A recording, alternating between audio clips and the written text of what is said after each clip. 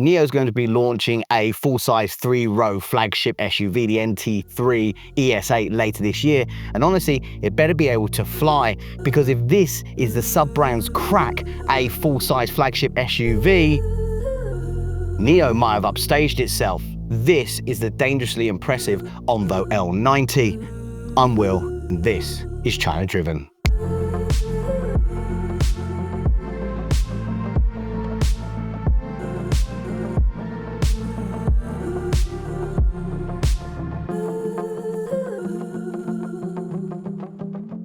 There's no word on price yet, not even a whiff, but we might hear about it in the launch in about a week. If we do, I'll pin a comment below. We have limited info on battery range and charging. We know it will launch with a larger 85 kWh LFP pack from the ONVO L90, so charge time should be about the same, around 25 minutes, 10 to 80% on a fast charger. It'll also be able to swap in about 2.5 minutes at a NIO Gen 4 battery swap station, and it'll be able to use modified Gen 3s as well. Is it going to get a bigger battery?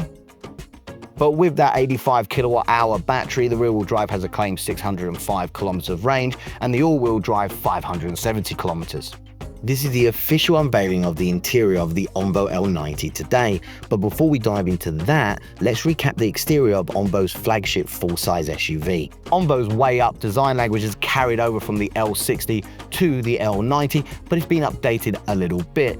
We still get these daylight running lights, boomerang shapes, but now they have this kind of pixel LEDs with some animations that it will play. It's also got adaptive pixel headlights, so that what that means is they can block out certain pixels in order to not blind oncoming traffic, very similar to the new updated NIO ET5. It has to be said that the ONVO L90 is subdued in styling. A line of gloss black trim stretches from brake duct to brake duct, which are actually functional. The rest of the front end is expansive, looking quite empty, with a large section partitioned for the huge Frunk hidden inside. And even though it's over 5.1 meters long, nearly 2 meters wide, and nearly 1.8 meters tall, it's not just some shapeless barge. Subtle creases, styling and character lines down the side keep it, in ONVO's word, looking fit, not fat. I feel personally body shamed. Even though ONVO sits below NIO in the brand hierarchy, this is ONVO's flagship model, and so the L90 gets some of those classic premium touches, but with a modern twist. You get brushed metal, not gaudy chrome, along the lower fascia and also encompassing the windows. They call it titanium finish, and it looks classy. It's the same finish that's used on the staggered 21-inch turbine-style wheels. 225 section at the front, 275 section at the rear. It should help with stability, but we won't know for sure until we drive it. You also get flush door handles as well as automatic side steps when you open the door.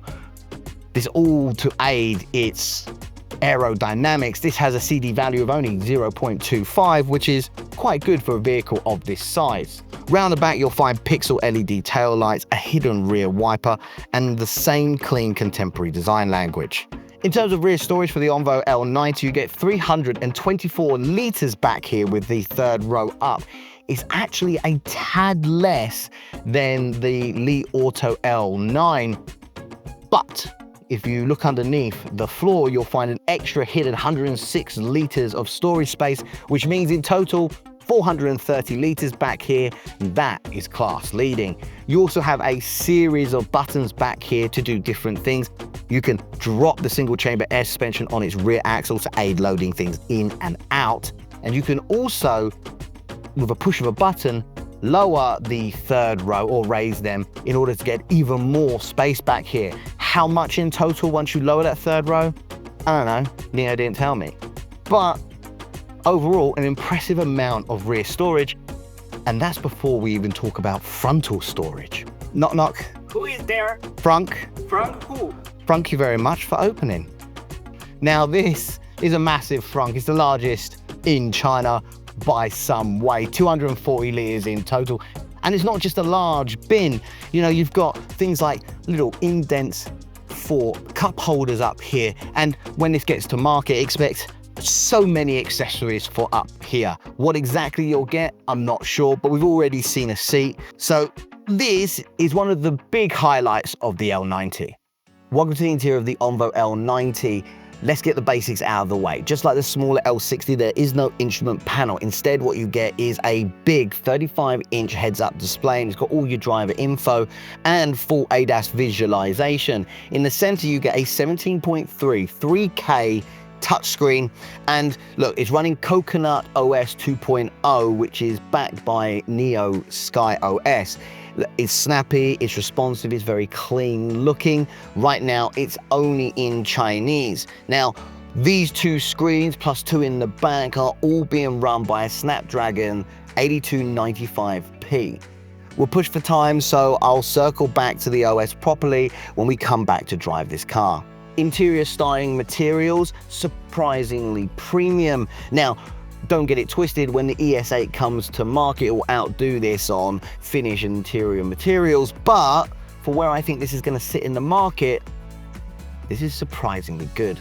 There's real wood trim on the dash and on the center console, brushed metal accents, a micro suede headliner, and there are 3 Napa leather color options.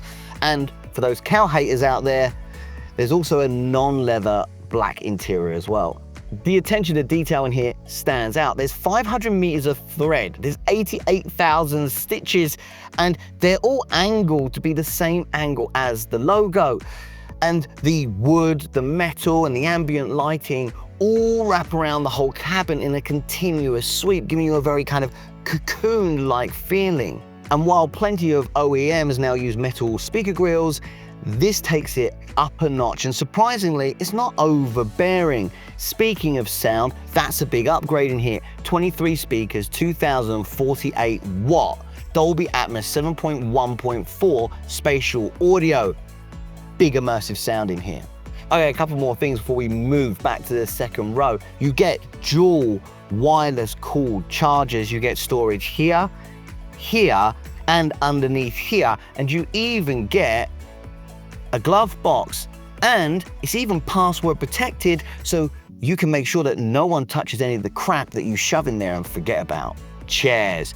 Been reviewing cars for a while now, and inside a tip, they're essential. Now, the front and second row get heat, ventilation, and massage function, but unfortunately not that deep tissue pulverizing spa massage.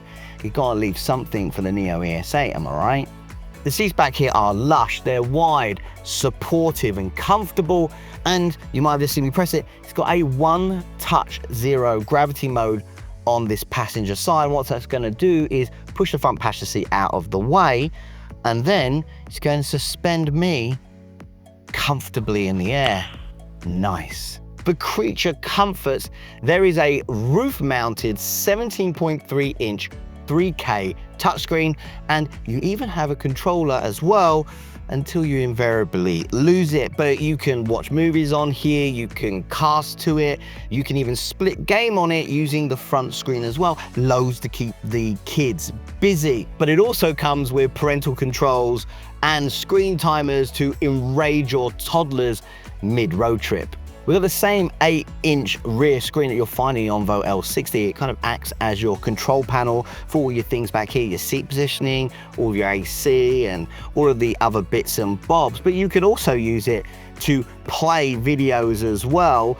Yeah, a little bit strange seeming you've got this, but you can actually connect 2 sets of Bluetooth headphones, so I guess you could have different things playing on different screens.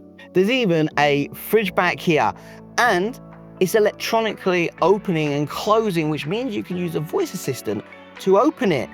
小乐，小乐，开冰箱。正在打开冰箱门。Which, by the way, is the most completely pointless thing in the world, because it's not like the voice assistant is going to hand me a drink. I still need to reach down and get my own drink anyway, but it can do it. I thought of a reason why you might want to use that function. 小乐，小乐，开冰箱。So here I am driving, and now I can just reach back, grab my drink, and say 小乐，小乐，关冰箱。正在关闭冰箱门。fine. In that situation, it works really nicely. 2 thumbs up for 2 USBs back here. There's also a DP port if you want to plug something like a laptop in, so you can look at it on the screen up here. And at first glance, there's no cup holders, but gosh, they're down here and they're really easily accessible. You just can't see them. You've also, lastly, you've got a table here and you've got easy fix points here and here, which we saw in the L60. They're basically magnetic points where you can snap accessories, could be a phone holder or a tablet holder to them. And also back here, you have the same level of material quality. You've got that real sustainable wood, brushed metal accenting, and Napa leather back here. It feels really, really nice. I've got loads of space behind myself, and head space is extremely generous. I'm only 170 centimeters, but it's extremely generous, as you would expect in a full-size SUV like this. And they've really optimized interior space, and sat exactly as I am now, there's more than enough room behind me. Let's go check the 3rd row.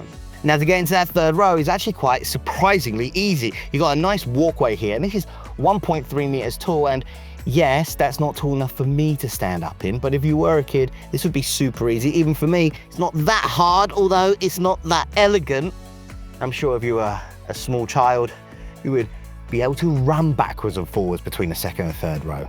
Okay, first things first, let's talk about space back here in the 3rd row. Now, I'm sat behind myself from the previous shot, which honestly was a rather generous amount of space. Now, I'm 170 centimeters, and I've got a fist worth of knee room back here. And in terms of headroom, about 6 fingers. So a decent amount of headroom. In fact, ONVO say that people up to 185 centimeters can sit back here quite comfortably. You can move the seat forwards a little bit more, and the 2nd row would still have plenty of room. You also have a cutout as well underneath this 2nd row seat, so you can easily get your feet under the seat in front. And it also has 38 degrees of recline. And once you put your feet under, you know what? It's really comfortable in here. These 3rd row seats are decently wide as well. In terms of feature back here, you've got an air outlet, you've got a reading light, you've got a USB-C on both sides, so double thumbs up for 2 USBs on the 3rd row. You've got a cup holder for each side, and also somewhere to hold your phone as well. And generally, I think this is not a bad 3rd row at all. It's quite impressive. Yeah, good job. Is the exterior styling daring? Not really. Does the interior feel groundbreaking? Not quite. But I think what the ONVO L90 represents is a product that hits the mark perfectly for what buyers in this segment are looking for. There's still some things about the L90 that I didn't even cover. We'll talk about that more when I come back to drive the L90. For example, the rear wheel drive uses the rear motor from the Neo ET9, and this has not only air suspension, but also CDC, which means it can use the cloud map data that Neo's fleet collects to adjust its suspension on the fly in real time, depending on the road surface. But for now, the ONVO L90 has dominated in space and storage. It's packed in the features, and it's delivered above expectation in terms of materials and interior styling. There's only 2 questions left. How does it drive, and how much does it cost? I'll be back to find out.